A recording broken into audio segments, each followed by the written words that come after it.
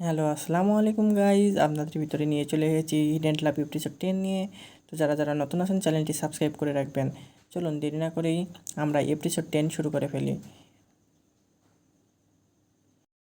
এখানে পাঠের প্রথমেই একটি স্যার জেনকে দেখিয়ে দেয় এবং বলে সে ছোটোবেলা থেকেই টিসিএম প্র্যাকটিস করে এবং ওষুধ বানায়। তো আপনি চিন্তা করবেন না, আপনার মেয়ে সব দায়িত্ব তাকে দিয়ে দিন। তখন জেন এর বন্ধু বলে যে মিস্টার রেন, আমি ওয়েস্টার্ন মেডিসিনের একজন ডাক্তার, আমি কি দেখতে পারি? তারপরই লিওন বলে আমি কি দেখতে পারি? মিস্টার বো বলে ওঠেন লিওন এবং জেন মিস্টার রেন এর স্টুডেন্ট, আমরা এই দুজনারই টেস্টটি নিয়ে নিই। তারপরে মেয়েটির বাবা বলে ওঠে সে আমার একমাত্র মেয়ে, সে ছোটোবেলা থেকে অনেক অসুস্থ থাকে, তাকে হরমোনের ইঞ্জেকশনও দেওয়া হয়েছিল, তো সে অনেক দুর্বল। তো যদি আপনি দেখতেন মিস্টার রেন বলে উঠল, দেখছো ইনি এখনও ভয় পাচ্ছেন, 1 মিনিট দাঁড়াও আঙ্কেল, যদি আপনার ইচ্ছা থাকতো তাহলে তাওতাওকে পাঠাই। মিস্টার বু তখনই বলে উঠল যে তাওতাও তো টিসিএম শিখছে মাত্র কয়েকদিন হলো, সেখানে জেন এবং লিওনকে পাঠাও।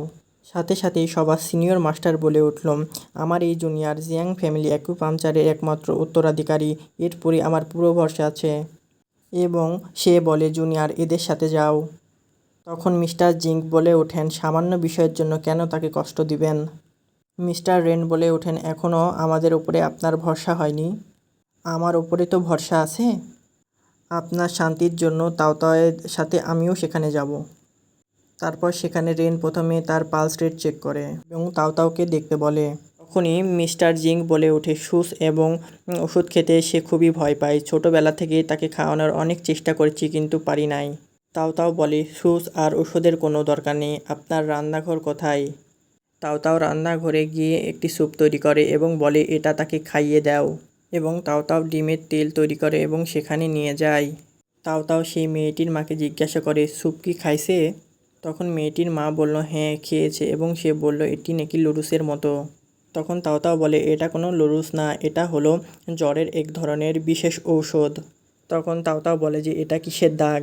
পরবর্তীতে মেয়েটির মা বলে যে বাইরে খেলতে গিয়েছিল, পরে পোকামাকড়ে কামড়িয়ে দিয়েছে, তো সে চুলকিয়েছে এবং ঘাটা বড় হয়ে গেছে।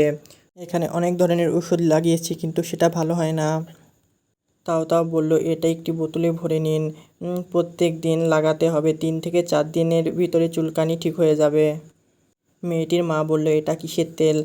তখন জেন সত্যিটা বলে দেয় এবং বলে ডিমের তেল। তখন তাও তাকে বলে তুমি কি এটার নাম ভুলে গেছো? এটা স্যান্ডেল অয়েল আর এটা অনেক দামি, তো এটা আপনার মেয়ের এই ঘায়ে লাগিয়ে দিবেন, তাহলে 2-3 দিনের ভিতরেই ঠিক হয়ে যাবে। এবং বলল সে আধা ঘন্টার ভিতরেই সুস্থ হয়ে উঠবে, এখন আমরা আসি।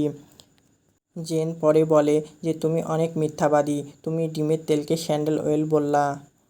তখন তাও বলল যদি বলতাম ডিমের তেল তাহলে তারা সস্তা মনে করে লাগাতো না, কারণ তারা অনেক বড় লোক। আর তুমি তো পালস রেট চেক করলা, তুমি কি বুঝলা? জেন তখন বলল যে সব নর্মাল।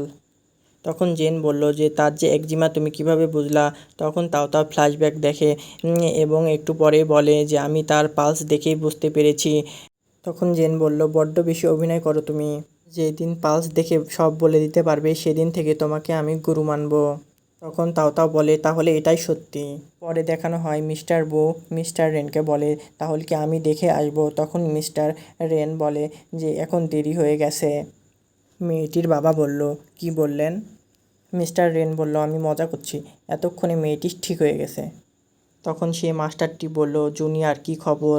তাও বলল একদম ওকে। তখন জেনের সেই বন্ধু বলল তাও তুমি অসাধারণ, কোনো স্কিল ছাড়াই তুমি মেয়েটিকে সুস্থ করে তুললে। তার কিছুক্ষণ পরে একটি গার্ড আসে এবং বলে আপনার মেয়ে জেগে উঠেছে এবং ফ্রাই চিকেন খেতে চায়। তার বাবা বলল একদম না, তার জ্বর আগে সম্পূর্ণভাবে ভালো হোক। মিস্টার রেন বলল তাকে ব্রাইন অয়েল এবং ভাত একসাথে মিশ করে খাওয়াও। মিস্টার রেন বলল তাও তুমি মেয়েটিকে কি খাবার দিয়েছ? তাও বলল হটপট স্যুপ। তখন সবাই আশ্চর্য হয়ে গেল এবং সবার বড় মাস্টার বলল এই না হলে জিয়াং ফ্যামিলির মেয়ে, সে সব অসুখের ওষুধ জানে, দেখছেন মিস্টার জিঙ্ক, সে আপনার মেয়েকে সুস্থ করে তুলল। জেন তখন বলে এতে তোমার খুশি হওয়ার কিছু নেই, এটা তোমার প্রথম পেশেন্ট ছিল। তাও বলছে আমি খুশি হচ্ছি না, আমি ভাবছি তোমার বাবা বলেছিল ক্রো ম্যাশিংয়ে পুতুল জেতার চেয়ে মানুষকে সুস্থ করে তোলা অনেক খুশি, সেটাই ভাবছি। তখন প্রফেসর রেন, কিছু বলবা বু? বু বলল, আপনিই জিতছেন। মেয়েটির মা বলল, মিস্টার রেন, আপনাকে অনেক ধন্যবাদ। আমার যদি ওই তেলটি প্রয়োজন হয় তো কোথায় পাওয়া যাবে? মিস্টার রেন বলল, মিস্টার জিংকে আমাদের ওইখানে পাঠিয়ে দিবেন, কারণ ওই তেলটি কোথাও পাওয়া যায় না। তখন প্রফেসর রেন তাওতাওকে বলল, তাকে কিসের তেল দিয়েছ? তখনই সে বলল, ডিমের তেল। কি বললা? তখনই তাওতাও বলল, আপনি একটি ক্লাসে বলেছিলেন ডিমের তেলে চুলকানি এবং অনেক ধরনের কাটাছিঁড়ার রোগ ভালো হয়। তখন সেই লয়ার ম্যাডামটিও বলল, আমিও শুনেছিলাম, কেন যে মনে করতে পারলাম না। মিস্টার রেন বলল, তোমরা শিখছো আর সে প্র্যাকটিক্যাল করছে, তাই তার ভালো করে মনে আছে। তাওতাও বলে উঠল, আমার মেমোরি অনেক ভালো, তাই আমার সব মনে থাকে। সবার বড় মাস্টারকে মিস্টার জিং কিছু দিচ্ছে এবং সে তাওতাওকে ডাকে এবং বলে যে এগুলো আজকে থেকে তোমার, এবং বলে যে তোমার এই স্টুডেন্ট একদিন অনেক নাম কামাবে। এবং তাওতাওকে সেই মাস্টার বলে যে ভালো করে শিখো।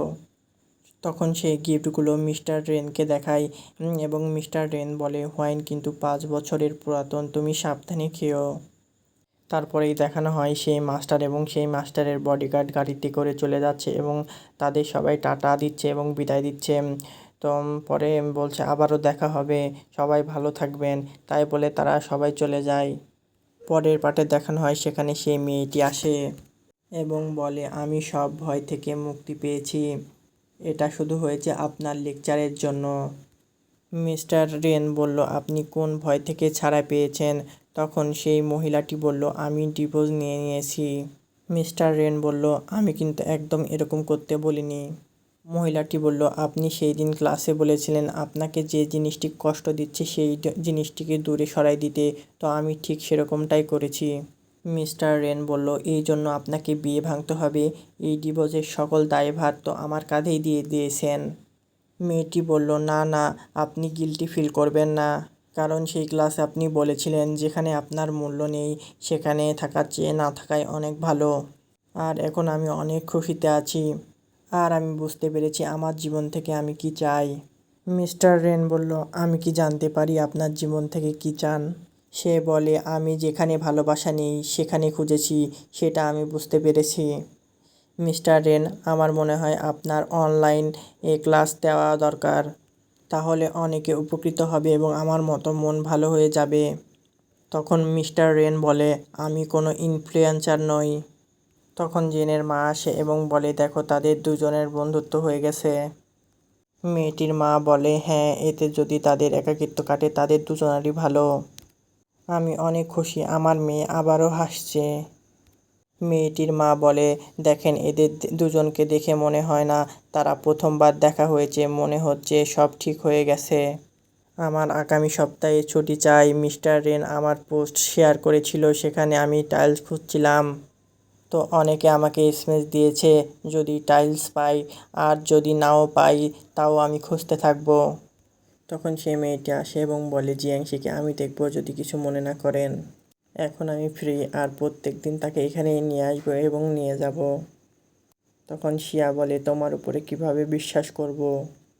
যদি আবারও তুমি অজ্ঞান হয়ে যাও তখন আমার মেয়েকে কে সামলাবে? মেয়েটি বলল, আমি ডিভোর্স নিয়ে নিয়েছি, আমি আর ডিপ্রেশনের শিকার না, আর আমি তার জন্য অজ্ঞান হয়ে পড়বো না। জিয়াংশিকে আমার কাছে রেখে যান। আর জিয়াংশির এই অবস্থা আমার জন্যই হয়েছে, তার খেয়াল রাখা আমার দরকার। আর এই আমার ডেবিট কার্ড, এতে আমার ডিভোর্সের পরে যে টাকাগুলো পেয়েছে সবই আছে, জিয়াংশির চিকিৎসার জন্য এগুলো ব্যবহার করবেন। শিয়া বলে, তোমার ছেলের জন্য কিছু রাখবে না? তখন সে বলে, আমি ইনকাম করে নিব, আর জিয়াংশিকে আমার কাছেই রেখে যাবেন। পরের পার্টে দেখানো হয় তাওতাও সুম্যাংয়ের জন্য ঔষধ বানাচ্ছে এবং জেনের মা বলছে, এবার পাতিলটা পুড়িয়ে ফেলো না। তাওতাও বলে, একদম না, আমি মনোযোগ দিয়েই সব কাজগুলো করব। জেনের মা বলে, তোমার নোট কমপ্লিট করেছো, কালকে তো চেক করবে। তখন তাওতাও বলে, প্লিজ বলেন কিছুদিন পরে চেক করতে। তাওতাও বলে, বউরানী আমাকে বাঁচায় নাও, আমাকে সাহায্য করো। তখন জেন আসে এবং বলে তার হোমওয়ার্ক হয়ে গেছে, কিন্তু নোটগুলা সব ছিটায় ছিটায় যেখানে সেখানে ফেলে রেখেছে। তো তখন আবারও বলে বউরানী আমাকে এবারকার মতো বাঁচাই নাও। তো তাই বলে পরবর্তীতে দেখানো হয় পরের পার্টে জেনের বাবা একটি অফিসের মিটিংয়ে অ্যাটেন্ড করেছে। এখানে সবাই চায় টিসিএম নিয়ে ব্যবসা করতে এবং মিস্টার রেনকে সবাই বুদ্ধি দেয়, কিন্তু মিস্টার রেন সবাইকে থামতে বলে এবং বলে যে একদিন মরতেই হবে, টাকা ইনকাম করে কিছুই হয় না, তার জন্য নেকি উপার্জন করা দরকার, আর আমি আপনাদের সাথে একমত না। পরবর্তীতে দেখানো হয় জেন তাওকে হেল্প করার জন্য সেখানে গেছে এবং বলছে তুমি হোমওয়ার্ক করা বাদ দিয়ে মোবাইল টিপছো কেন? তখন সে বলে যে আমি হোমওয়ার্ক করতে এসেছিলাম, কিন্তু দেখি এখানে অনেক হোমওয়ার্ক, তার জন্য ভাবছি পানিশমেন্ট নিয়ে নিব। তখন জেন বলে আমার বাবা পানিশমেন্ট দেয় না, ক্লাস থেকে বের করে দেয়। তাও বলে তোমার বাবা এত স্ট্রিক্ট কেন? এতগুলো কাজ আমি একা কিভাবে করব? জেন বলে দেও আমি লিখে দিই। তাও বলে এতগুলো কাজ তুমি একা করতে পারবা? জেন বলে পারবো, শুধু একটা অসুবিধায় আছে, তোমার মতো খারাপ লেখা লিখতে পারবো না। তাও বলে তুমি বাম হাত দিয়ে লিখছো কেন? জেন বলে হ্যান্ডরাইট ম্যাচ করার জন্য লিখছি। তখন তাও কিছু স্পেশাল লেখার বুদ্ধি দেখায় এবং হাসে, কখনো বলে পা দিয়ে লিখো, কখনো বলে হাত দিয়ে লিখো, এভাবে বলতে থাকে এবং হাসাহাসি করে। তাও বলে আমি এই লেখাগুলো একদম বুঝতেই পারি না। জেন বলে তাও তোমার একদিন এগুলো কাজে লাগবে। তখন তাও বলে তুমি তো ছোটো কাল থেকে লিখো, সব শিখে ফেলেছ। আর তখনই জেনের বাবা চলে আসে এবং বলে যে কে এখানে? তখন তাও বলে আমি হোমওয়ার্ক করছি, যেটা আপনি বলেছেন। প্রফেসর রেন বলেন কাল চেক করব, কোনো চালাকি করবে না। পরবর্তীতে দেখা যায় এখানে জেন তার হোমওয়ার্কগুলো সুন্দরভাবে করে দিচ্ছে। পরবর্তীতে তাদের কক্ষে যখন যায় তখন বলে তুমি আজকে ড্রিঙ্ক করেছো? তখন বলে হ্যাঁ ড্রিঙ্ক করেছি এবং সবার আশা ভেঙে এসেছি। তখন জেনের মা বলে বাইরে তাও হোমওয়ার্ক করছে দেখছো? দেখলাম তোমার ছেলে করে দিচ্ছে। জেনের মা বলে কবে থেকে তারা এত ভালো ফ্রেন্ড হলো? জেনের বাবা বলে যতই হোক সে আমার সন্তান, তার মনের ভিতরে আমার মতনই উদারতা। তো জেনের মা বলে তুমি যেন প্রত্যেক দিন এভাবে ড্রিঙ্ক করে আসো এবং ভালো ভালো কথা বলো। পরের দিন সকালে তার হোমওয়ার্ক চেক করে এবং বলে ভালো করেছো, তোমার জন্য আরও হোমওয়ার্ক দেব। তখন তাও বলে আমি কিছু বুঝতে পারছি না, কোন জন্মের শাস্তি দিচ্ছেন? মিস্টার রেন বলেন সঠিকভাবে হোমওয়ার্ক করলে পুরস্কৃত করব, আর সুমেংয়ের ওষুধ বানানোর জন্য। তখন তাও প্রফেসর রেনকেও বলে আপনি কি আমাকে ক্রো মেশিন উপহার দিবেন? তখন পরবর্তী পার্টে দেখানো হয় সে ওয়াইন ঢালছে একটি জায়গায় এবং সেখানে তাও চলে গেছে এবং তাওকে বলে তোমাকে কিভাবে ওয়াইন খেতে হয় সেটাই শেখাবো আজকে। তো তাকে শেখানোর জন্য সব কিছু বলে, তো সে ঢকঢক করে সব খেয়ে নিতে রাখে। তখন বলে যে কীভাবে খেতে হয়, আর এখানে জেন সেগুলো দেখতে থাকে যে আমার বাবা আমার সাথে কোনো দিনই এভাবে খায়নি, আর এখানে একটি বাহিরকার মেয়ের সাথে এভাবে খাচ্ছে নিজের মেয়ের মতো করে। পরবর্তীতে সে বলে আর এক ঢোক খাবো, তাই বলে নেয়। আর এর মাধ্যমেই এই এপিসোডটি শেষ হয়ে যায়। আর এই এপিসোডটি যাদের ভালো লেগেছে লাইক অ্যান্ড সাবস্ক্রাইব করে রাখবেন।